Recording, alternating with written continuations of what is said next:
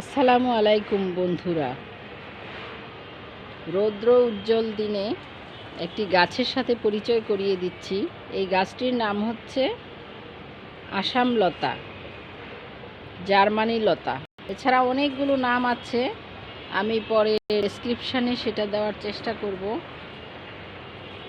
এই গাছের ফুলকপির মতো ফুল ফুটে, অনেকটা ফুলকপির মতো ছোটোকালে যেটাকে আমরা ফুলকপি বানিয়ে খেলেছি। তো এই ফুলগুলো এত বেশি পরিমাণে ফুটে থাকে যে এগুলো পোকামাকড়কে সহজেই আকৃষ্ট করে। কীটপতঙ্গ, এই যে দেখতে পাচ্ছেন একটা মৌমাছি এসেছে, মধু সংগ্রহের জন্য চেষ্টা করছে।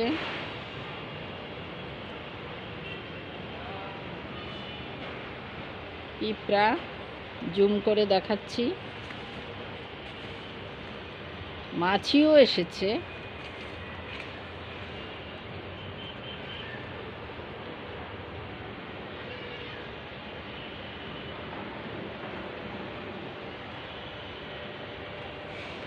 মাছি,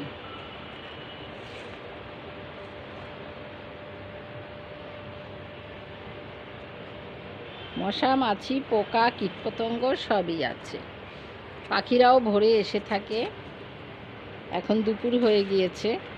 তো এই গাছটির আরেকটি পরিচয় হলো এটি কিন্তু এডিবল, এটাকে খাওয়া যায়, শাক হিসেবে খাওয়া যায়। তো এটার আলাদা একটা গন্ধ আছে, কিন্তু আমি এটাকে কখনো আলাদা রান্না করে খাইনি। এটাকে আমি অন্যান্য পাঁচমিশালি শাকের সাথে রান্না করে খাই।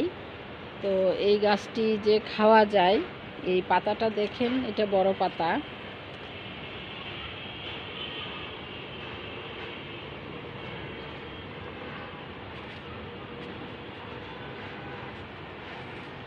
এরকম ছোট ছোট পাতাও হয়, চারা গাছে ছোট ছোট পাতা হয়,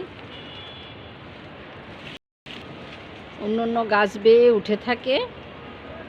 তো এই গাছটি আপনারা ফেলে দিবেন না।